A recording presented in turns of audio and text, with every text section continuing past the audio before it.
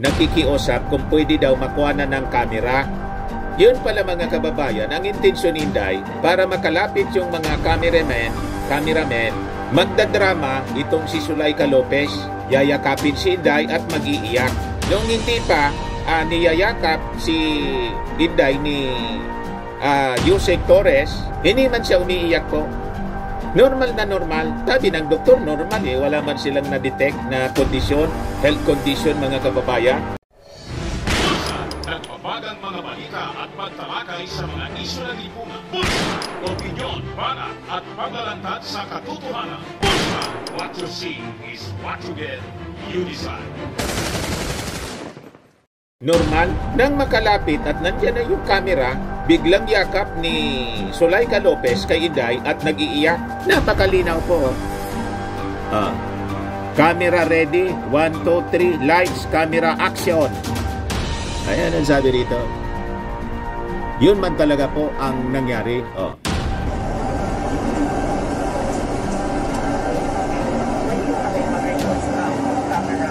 Pwede daw mag-request camera. Pwede niya mag-request camera. Sige niya, sabi ni General Torre. Go. Double time. Hey, i-release mo kami dyan. Release. Go na sabi ni General. Lapit na. Ang General na sabi. Hindi, Ayaw ng hospital. Si Bato. Ayaw ng hospital. Pagkandyan lang naman yung camera eh. Isa pang dramatic actor, si Bato. Huwag nyo lang i-block yung side ng camera. Alis na lang dito mga man, para makita na. Para makita ng camera. Makita niyo, normal pa. Hindi man nag-iiyak. Si Zuleika Lopez.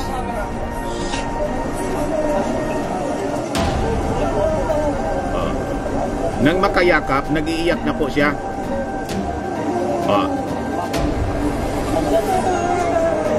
You see? Pure drama.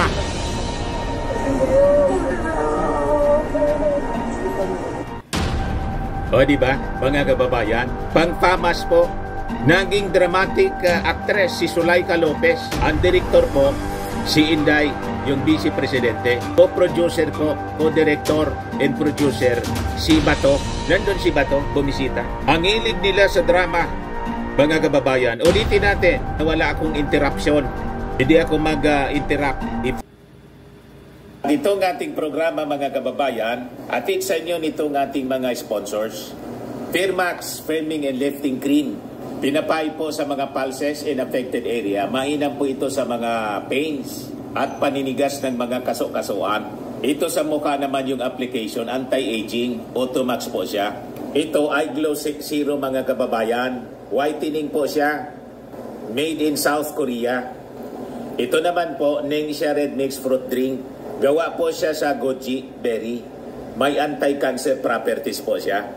At sa mga nagana po ng malinis and spacious fitness gym, pumunta lang po kayo sa aming Colossal Fitness Gym. May Grab car rental din po kami. At bills payment po sa aming office. At saka sa mga mahilig po sa mga imported bags, manood po kayo sa live selling ni Madam Aileen Rosales sa kanyang Aileen Closet po. Pati mga shoes, ito yung kanya po. Ito yung kanyang page. Kita ninyo, napakagandang mga online selling po siya. Si Madam Aileen Rosales.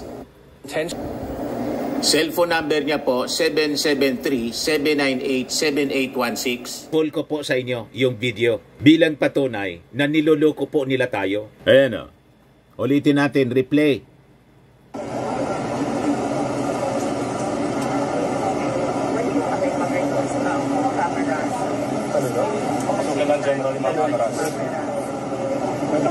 So, palapitin ang mga media? Apo. Sige. Lapit na. Go na. Go. Okay, double time. Hey, i-release mo kami dyan. Release. Go na sabi ni General. Lapit na. Si General na nagsabi. Hindi, General na nagsabi. Ayaw ng hospital. Hindi, Ayaw ng ospital. hanggang dyan lang naman yung camera eh. Ayaw ng ospital. Hanggang dyan lang sa inyo. Huwag nyo lang i-block yung side ng camera. Alis na lang dito ang mga wan para makita Hanggang na. lang, para makita ng camera. Sige mo. Ayaw ng ospital daw. Pero I-clear lang. kinonsider. Para makita ng camera.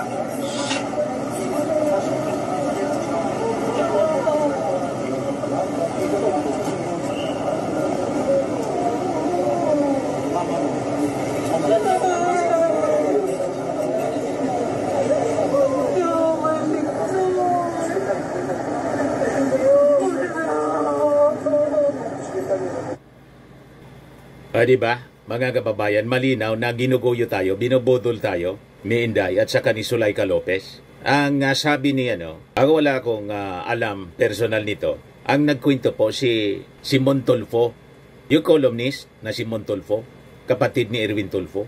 Magjowa daw itong si Inday saka si Zuleika Lopez kasi si Inday daw tumboy.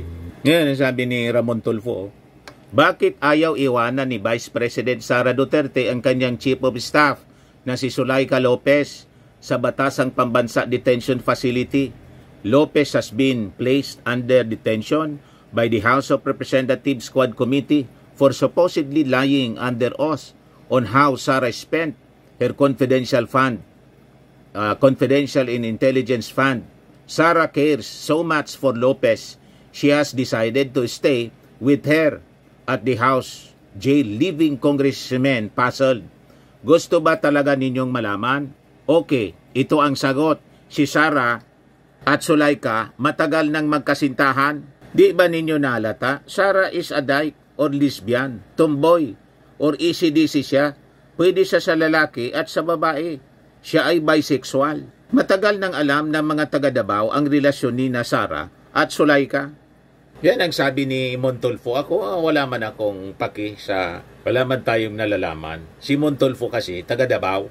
So yun mga kababayan, ang bagong dramatic actress. It's a psycho film, mga kababayan. Pero hindi po nagpapadala. Alam ng ating mga congressmen. Hindi nagpapatinag po. So sabi po ni Congresswoman Amparo Maria Zamora ng Taguig City, no amount of distraction should divert attention from ferreting out the facts behind the use of confidential funds. Kung seryoso siya sa pagiging lingkod bayan, kailangan niyang humarap at magpaliwanag. So sabi dito sa balita, previous hearings had been probing the alleged misuse of confidential funds allocated to the Office of the Vice President.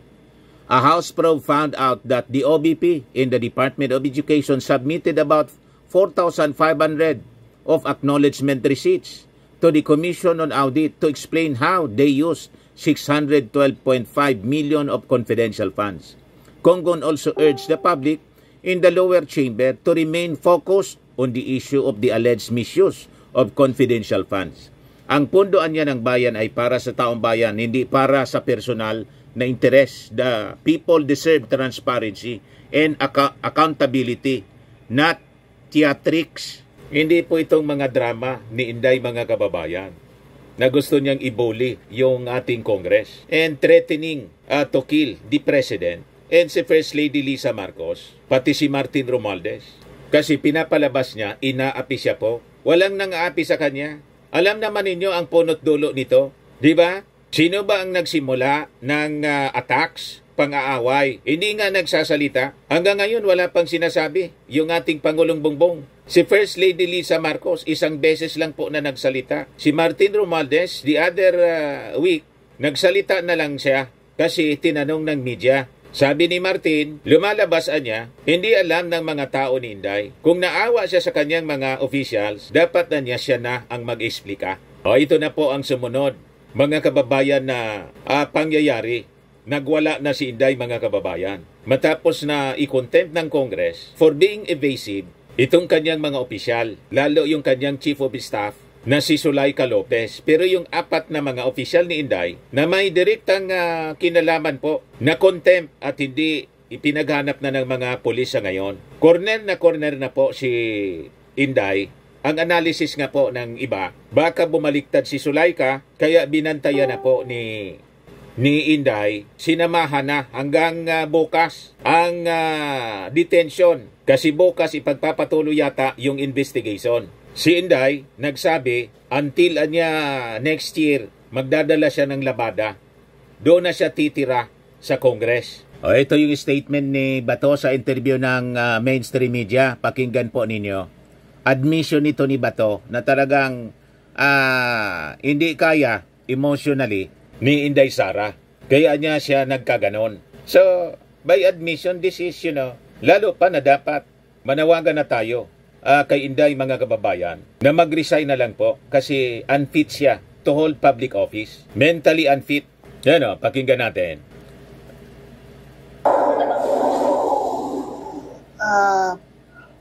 Parang sabi niya, hindi na niya alam kung kanino siya maniniwala You at see? kanino siya magtitiwala. Parang ganun na sitwasyon ang pakiramdam niya.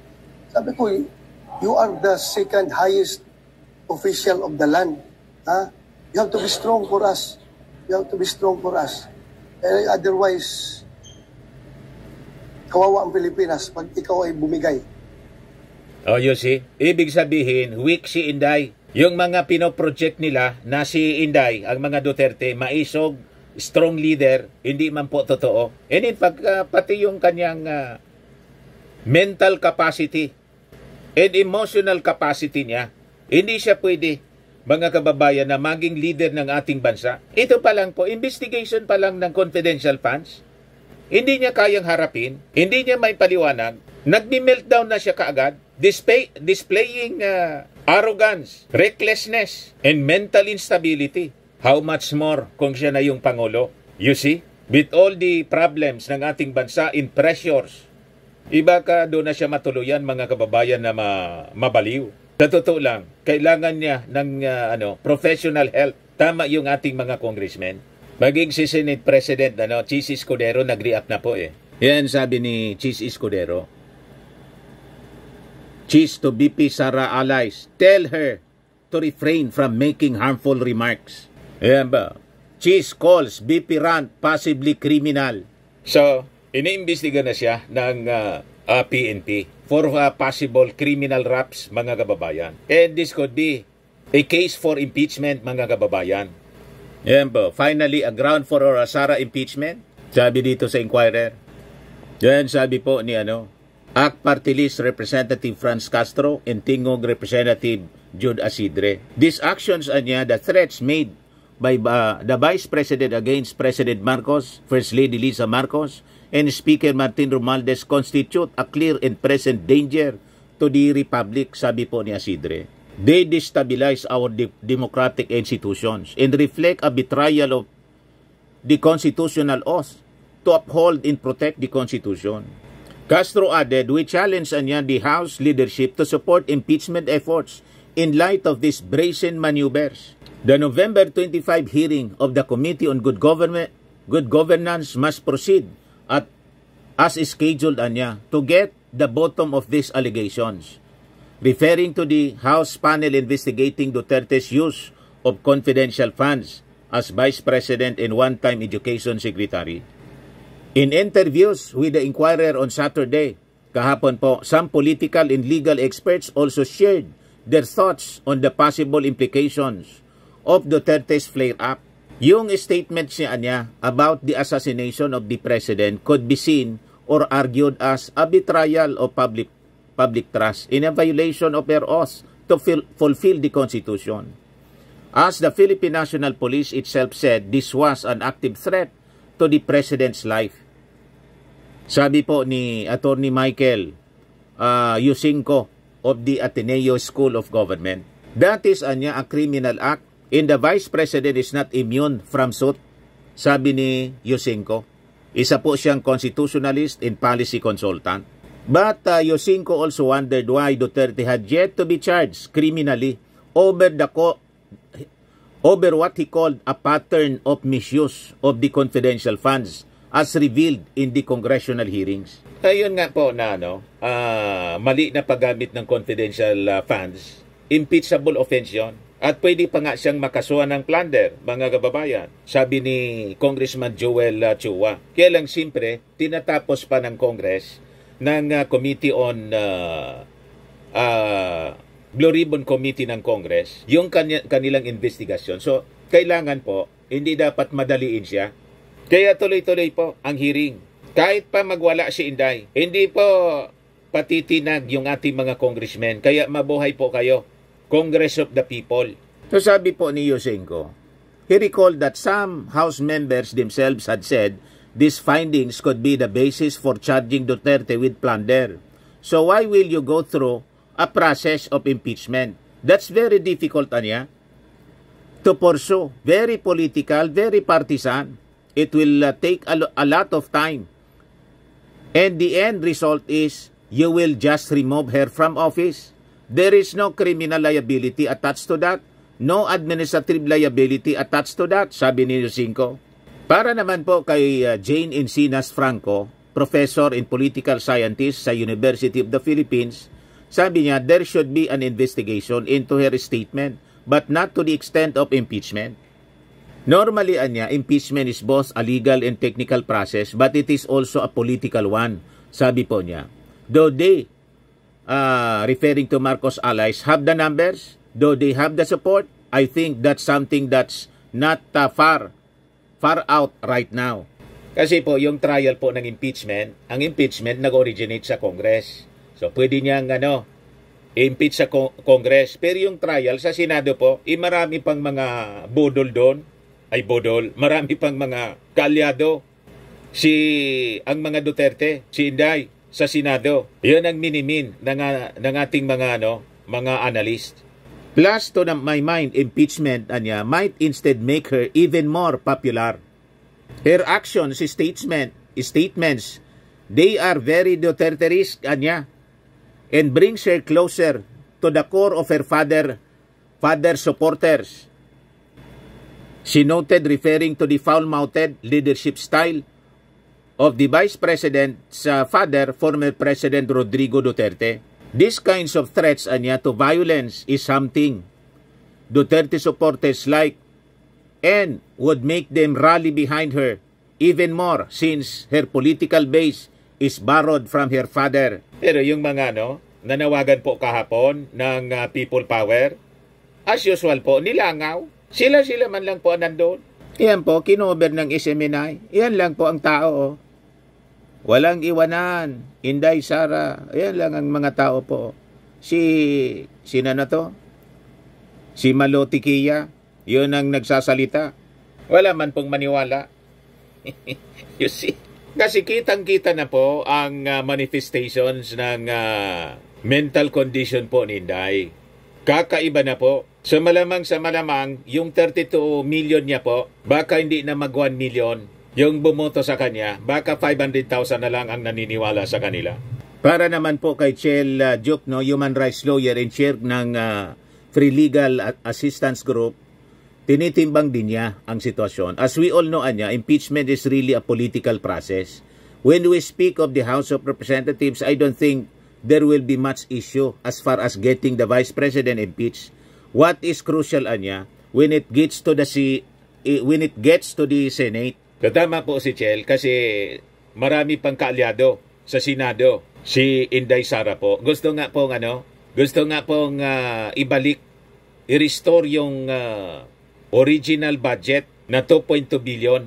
Pero nanindigan po yung ating mga congressmen. Kasi hindi nga po na-justify kung paano yung paggamit ng pondo, lalo na po yung confidential funds. Ang daming irregularity. Sasabi po ni Chel Duke, the best thing Anya for Duterte now is to come forward, attend the inquiry, take the oath, and testify. Because if she has nothing to hide, then she has nothing to be afraid of. All this, Anya, is because she has ignored her summons and refused to testify. What she has done is exactly why this is happening to her chief of staff. She has put her subordinates, Anya, in spot, and she should be the one taking responsibility. The buck should stop with her and not with any of her people. Tama po, tulad ng ating sinasabi po, itong mga staff ni Inday, nakakaawa kasi sumunod lang sila sa instruction ni Inday po. O sila ngayon, Sila ngayon ang napasama. Ngayon, ang dapat gawin ng mga subordinates ni Inday, makipag-cooperate na totally sa congressional investigation. At dapat managot ang dapat na managot na opisyal. At walang iba, mga kababayan, yon si Inday Sara. O ngayon, yung mga DDS po, yung efforts nila na panawagan ng people power, bigo sila po. Walang people, walang power. Oh, by the way, before we end mga kababayan, gusto nating pasalamatan yung mga donors natin. Kahapon, nagsagawa na kami ng Uplan Ayuda sa Ubaliw, Uwas Albay. 100 beneficiaries po. Binigyan namin ng tig pa 500 na cash. At yung partner namin, SDA, nagbigay din ng 5 kilos na bigas, tinapay, mga clothings at hygiene kit. Yung donations po na natanggap namin, 33,000. Kaya dinagdagan ni Mrs. ng 17,000 para maging 50,000. Tig pa 500 kasi po yung ipinamigay namin. Ginawa namin po cash para sabi ko nga po, madali yung accountability. Madaling computein mga kababayan at may magamit sila na pambili ng iba pang pangangailangan. Binidyoan ko po para ipakita sa ating mga mapanira na mga bashers na ina-accuse akong ninanakaw ko daw. Nanakawin ko lang yung mga donations. Yung 33,000 po, dinagdagan na pa namin ng 17,000. So kami pa ang nag-abono para lang maipaintindi namin sa inyo. Kasi yung mga nag-accuse sa akin ng pagnanakaw po ng pera, tulad ng inaakusa nila mga kababayan sa ating Pangulo. Ibaliktad nga po kung sino yung iniimbestiga ng pagnanakaw. Sila yung mahilig mag-akusa. Yung hindi man lang, wala man lang po na contribution, hindi man nagbibigay ng donation, sila yung mapagduda. Yung gawain ng amo po ninyo, ibibigay ninyo sa amin. Wala kaming intensyon na gumaya sa paggastos po ng confidential funds. Na pati po yung Mary Grace Piatos na damay po. O ngayon, si Inday nagwawala ngayon. Nawala na sa sariling tuluyan. O di ba? So ito po siya. Uplan Ayuda 50,000 pinamigay in 30 minutes to 100 beneficiaries. Thanks to our donor and partner SDA. Yan o, hawak-hawak ni Mrs. 50,000. Second wave na po siya kasi yung una sa Gumabaw, Barangay Gumabaw, Uwas. O yan po. Pakita ko sa inyo po.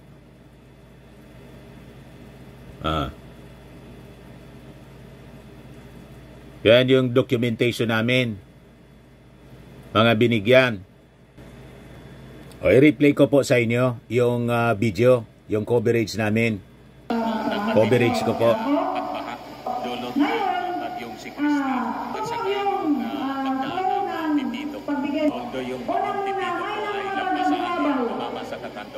Pero recover pa lang po sila sa matinding pagkasalanta. And this time, ito yung napiling namin po na nabigyan ng tulong kung saan yung donations po na aming natanggap galing sa ating mga donors na total po 33,000 pesos. Dinagdagan ni Mrs. po na 17,000 pesos para maging 50,000 kasi yung target dito 100 beneficiaries to at least 500 pesos po each. Kaya 50,000. Ito siya ngayon mga kababayan. Yung mga beneficiaries ng ating cash aid. Yan po. Mga kasama namin. Ito po. This is our second wave mga kababayan ng aming relief operations para sa mga biktima ng bagyong si Christine. Yan po. Yung mga kasama namin, mga kababayan, ang dala po ay mga, ano po ang laman yan? Used clothings po. Mga used clothings. Tapos ano po yung other used clothings? Ano po yung... Ini-share sa mga 27 may pangsimba. May mga pangsimba. Ay. Tapos may bigas din po. Ano? Ito na siya. Ayun. Tingnan natin. May grocery. Ano nga po ito? Grocery ito? Grocery. Yan. For 100 beneficiaries po. Ilalagay na nila dito sa sa balde. Yan o, mga bigas. Ilang kilo ng bigas yan, ma'am? 5 kilos each. So, yan po. Yan po, mga kababayan.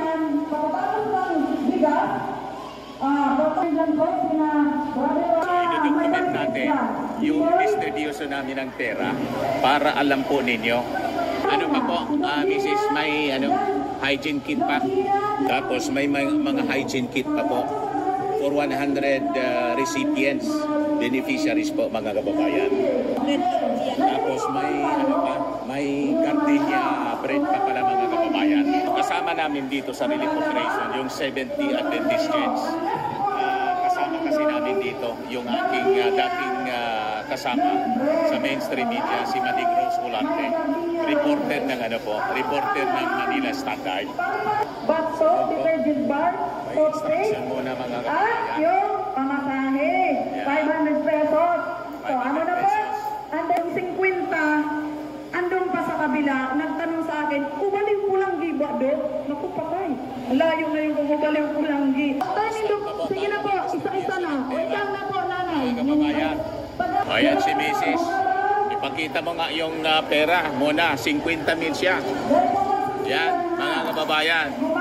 Para alam ng ating mga kababayan, 50,000 mga kababayan yung aming ipamimigay. At ang daming mga witnesses dito. Para yung mga bashers natin na sabi na nakawin ko daw yung donation. Dinagdagan pa nga namin po ng 17,000. Kasi 33,000 lang yung donations na na-receive namin. Para maging 50,000, dinagdagan ni Mrs. ng 17,000 po. So, ito na po, mga kababayan, yung pamimigay ng 50,000. Ayan po, 500. Unang bigay. Yan si Madig Rose, mga kababayan. Sa iyo nag-invite sa atin. Documented siya, mga kababayan. Ayan, dapat nasa lista para orderly po siya, mga kababayan. Yung mga identified beneficiaries, yung pinakang... If you don't grab this vacuum cleaner quickly, that price will get... Talaga. Next, 500. Ayan po. God bless po. Next, 500. Sunod, bigas at kung ano-ano pa. Ipirma sila dyan, mga kababayan, para documented siya. Kaya nakapila na po. 100 beneficiaries, mga kababayan, ito na nakapila ngayon hanggang doon. From 3 barangays po. Next, 500. Next, 500. Next, 500. O, next, 500. Yun. Next, 500. Yun. Next, 500. Ayun. Next, 500. Ayun, mga kababayan. Next, mami. Ito na, next. Ay, hindi man pala yun. Hindi beneficiary. Kala ko beneficiary. Kasama namin pala, kasama namin sa mga sa organizer. Next, yan na, mami. 500 pa. Yan, tuwang-tuwa ko. Next, yan na, mami. 500. Ayun. 100 beneficiaries po, mga kababayan, ito. Kaya 50,000 lahat. Yung na-receive naming donation, 33,000. Kaya dinagdagan ng 17,000 ni Mrs. Ayan. Ay, beneficiary rin pala. Next. Ito, 500 na Mrs. Yun, yung bata, yung tumanggap. Ay, dalawa. Ayan, another 500. Dalawa. Next, si Lola, 500. Ang dami pa, mga kababayan. Yan. Ang dami pa. Nakapila na. Next, 500. Mga taga-Ubaliw, yung una taga-Gumabaw. Inuna yung mga kababayan kasi malayo sila. Yung Gumabaw, yung Ubaliw. At ito na po, barangay Ubaliw ito. Next, Mrs. 500 po. Ayun. Maagang pamasko. Ayan. Next, 500. Ayun. Walang anuman po. Merry Christmas. Next, another 500. 500. Ayun. Ginawang ano. Ayan. Ito pa. Next, 500. Next, 500. Ayun. Thank you. Ayan. Next, Mrs. 500. Next. Ayun. So yung 500 pakita mo nga. Ayun. Nagpa-picture pa kasi sa akin. Bakit? Kilala mo ako? Nanonood ka sa YouTube? Next. 500. Next. Ayan pa. Mrs. 500. Thank you. Ito na. Sunod mga kababayan na beneficiary. Next. 500. Next, Mrs. 500. Ayun. Next, Mami. 500. Next, Mami. 500. Yun. Next, 500. Next, 500. Ang dami pa, mga kababayan, oh. Lahat yan, bibigyan natin ng 500. Next, Mrs. Yan, 500. 50,000 yung aming pamimigay. Oh, next, Mami. 500. Hanggang doon yung pila, mga kababayan. Di ba? Nakakatuwa. Ayan.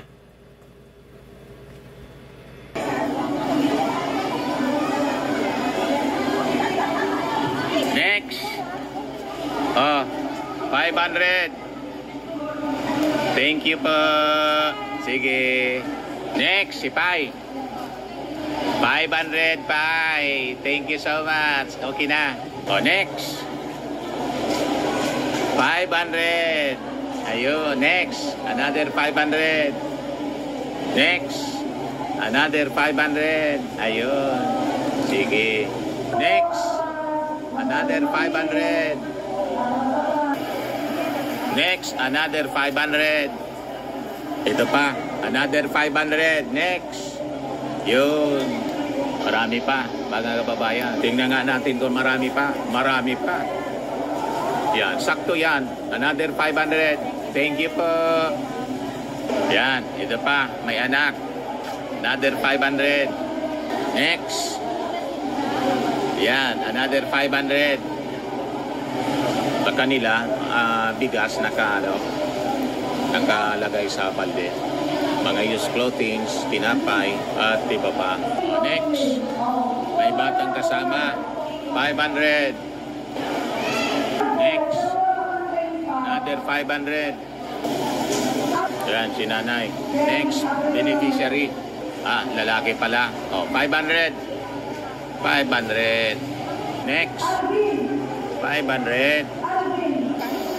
Next. Another 500. Next. Another 500. Next. Another 500. Yun. Yan. Another 500.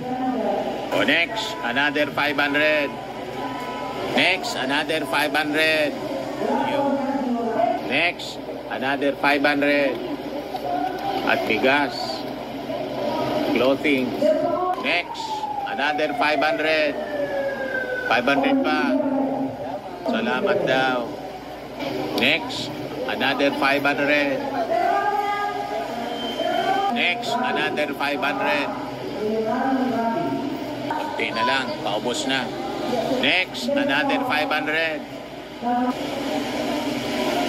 Yan. Next. Another 500. Next, Simay, another 500. Next, another 500. Next, another 500. Yun. Next, another 500. Next, another 500. Next, another 500. Next, another 500. Dine-check nila yung kanilang mga pangalan. Kasi kailangan to as records. Next, another 500. Yun. Next, another 500. Another 500.